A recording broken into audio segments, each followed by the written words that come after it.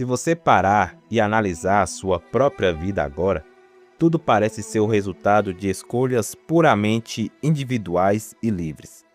Você escolheu a profissão que exerce, os produtos que consome no mercado, as roupas que veste e até mesmo a pessoa com quem decide compartilhar a sua rotina.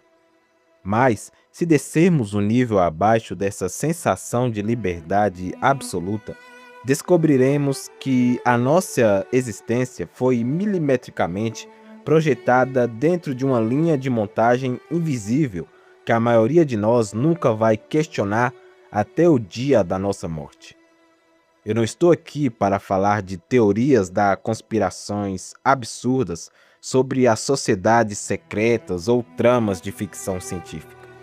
Estou falando da engenharia social clássica, de economia comportamental e da arquitetura invisível que molda os desejos das massas antes mesmo de eles nascerem. Nós fomos ensinados a acreditar que o sucesso na sociedade moderna se resume a um roteiro linear rígido. Nascer, passar a juventude estudando em salas de aulas quadradas, conseguir um emprego corporativo estável, financiar um estilo de vida que você mal tem tempo de aproveitar e passar o resto dos seus melhores anos pagando dívidas até que o corpo esteja exausto demais para reagir. Meu nome é Maxwell, seja bem-vindo ao canal Órbita em Saturno e nesse vídeo vamos mostrar um pouco da filosofia existencial do mundo moderno. A análise profunda. A história econômica nos mostra que esse modelo de existência não nasceu para fazer o indivíduo florescer. Ele foi desenhado para criar engrenagens previsíveis, eficientes e perfeitamente substituíveis para o sistema de produção global. O colapso moderno mais perigoso não é o fim do mundo exterior, é a morte da individualidade real, substituída por um padrão de comportamento de manada que consome o seu tempo em troca de uma falsa sensação de segurança.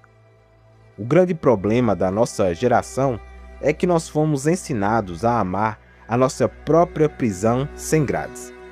Enquanto os nossos anos mais criativos e cheios de energia são sugados por planilhas, reuniões corporativas estéreis e prazos artificiais, nós somos recompensados com o direito de gastar o dinheiro que sobrou em confortos rápidos que apenas nos anestesiam para a próxima segunda-feira. Meu único objetivo com esse manifesto hoje é fazer você olhar diretamente para as correntes psicológicas que te prendem, porque o verdadeiro controle social não precisa de exércitos nas ruas. Ele se consolida quando os prisioneiros defendem apaixonadamente as paredes da própria cela. Para compreender a profundidade desse mecanismo de controle, precisamos encarar de frente a maior indústria do mundo contemporâneo, a fábrica de insatisfação crônica. Pense na publicidade e no marketing modernos não como ferramentas de vendas de produto, mas como armas de engenharia psicológica de alta precisão. O sistema econômico atual não pode se dar ao luxo de ter cidadãos satisfeitos.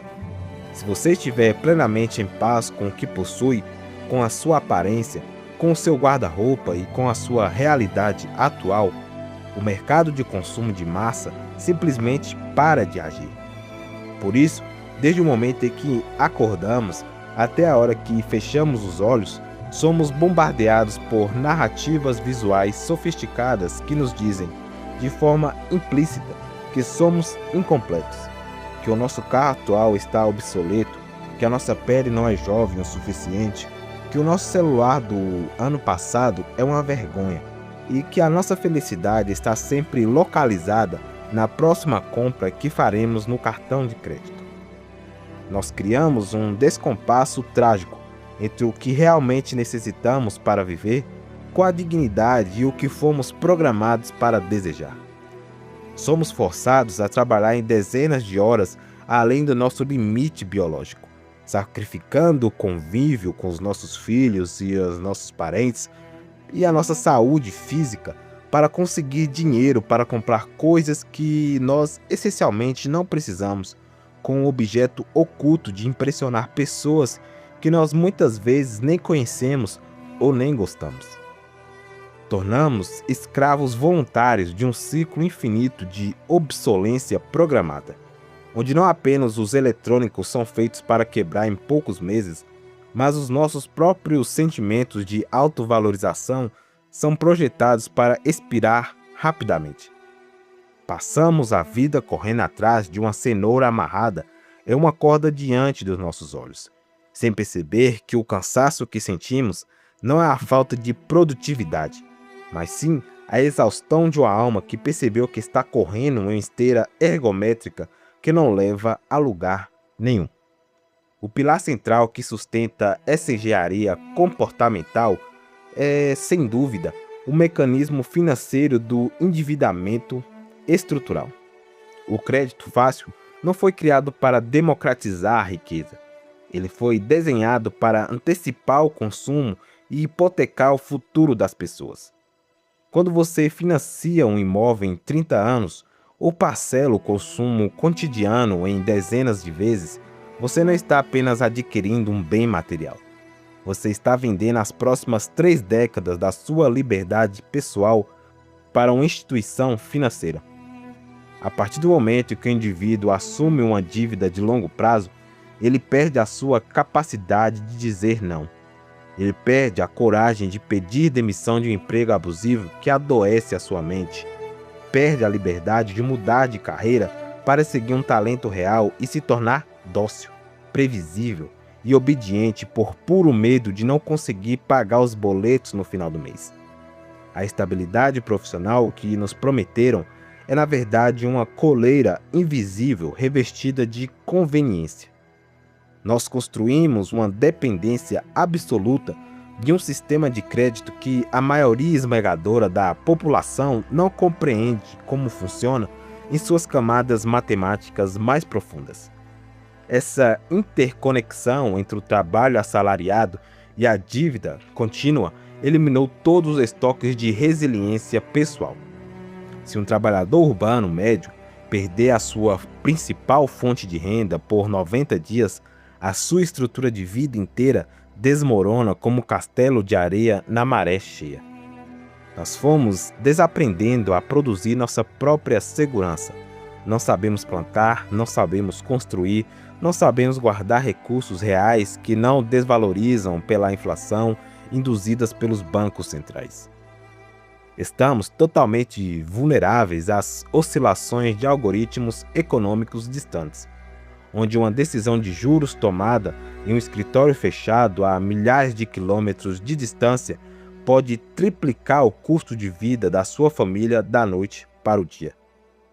A pergunta que você precisa se fazer diante do espelho é se o fluxo de dinheiro eletrônico travar e a sua fonte de renda principal sumir amanhã, quanta liberdade real você possui estocada na sua vida para proteger quem você ama sem depender do sistema financeiro.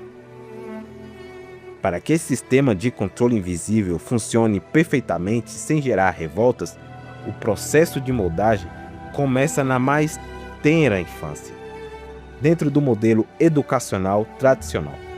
Se você observar a estrutura de uma escola moderna, com suas fileiras de carteiras fixas orientadas para uma única autoridade na frente, horários rígidos controlados por sinais sonoros estridentes, punições para quem questiona o método e recompensas para quem decora e repete exatamente o que foi mandado, você perceberá que ele não foi projetado para criar pensadores livres ou mentes inovadores. O modelo de ensino atual foi herdado diretamente da Prússia do século XIX, cujo objetivo militar explícito era formar soldados obedientes e operários de fábricas dóceis que executassem as ordens sem questionar a moralidade do comando. Nós passamos os primeiros 18 anos das nossas vidas sendo treinados para pedir permissão para ir ao banheiro e para aceitar que o nosso valor pessoal é medido por uma nota em um papel timbrado.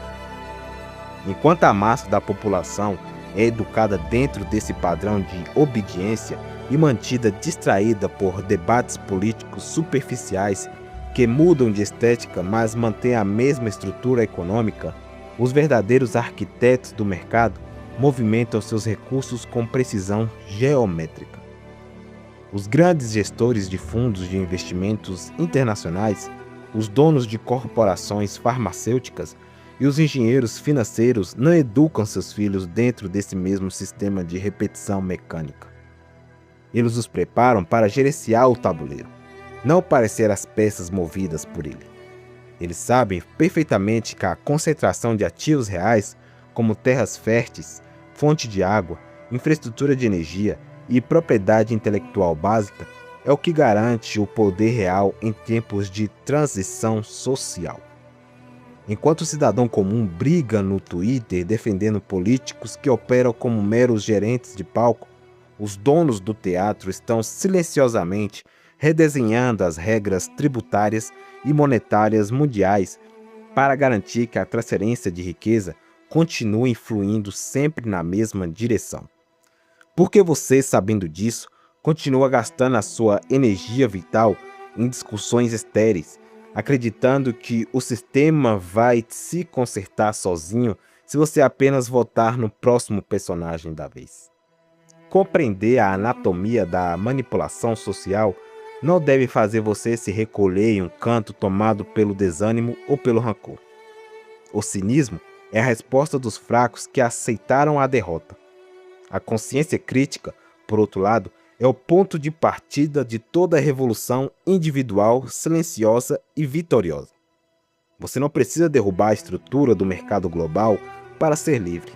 Você precisa apenas retirar o seu consentimento psicológico e financeiro delas. O maior ato de rebeldia que você pode cometer contra o sistema atual é tornar-se uma pessoa difícil de ser manipulada, cara de ser comprada e impossível de ser anestesiada por migalhas de status social. O primeiro passo prático dessa rota de fuga é o resgate implacável do seu tempo. O tempo é o único ativo não renovável que você possui. Pare de vender a sua vida de forma barata para comprar coisas que apenas servem para sinalizar riqueza para os outros. Simplifique a sua existência, reduza os seus custos e crie uma blindagem financeira que te permita ter poder de escolha sobre o seu trabalho. Inicie imediatamente um processo de alfabetização de autonomia prática. Aprenda a gerenciar seus próprios recursos sem intermediários. Estude a história real do dinheiro, entenda o valor dos ativos tangíveis e diminua a sua dependência emocional das marcas corporativas que se alimentam de sua carência de pertencimento.